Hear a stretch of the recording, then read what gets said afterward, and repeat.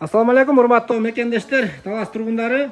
Мен сиздерге Таластан айыл көмөк базарынан сатка чыгып жаткан биринчи проходтон унаа тетиктер катарынан сатка чыгып жаткан ушул контейнерди тартып берейин. Эгер базардан место издеп жүргөн болсоңуздар, унаа тетиктер запчастьын иштетем деп жүргөн болсоңуздар, мына ушу сиздер көргөн 6 метрлик контейнер сатылып атат туугандар. Баасын 900 000 сом сурап жатат. Өзүңүздөр дагы төмөндөгү номерге чалып содалашасыздар. Эгер ушул кожоюн менен сүйлөшүп, унаа тетиктерди өзүнүн баасында, дордойдун баасында келишип алып калып, ушул эле товарларды сатып, улантып бул ишти улантсаңыздар да болот. Туугандар, видеого лайк басып коюңуздар. Жана ушундай базардан орун место издеп жүргөндөр болсо, туугандарыңыздар болсо, ошол туугандарыңыздарга, группаларга дагы бул видеону жөнөткөнгө унутпаңыздар.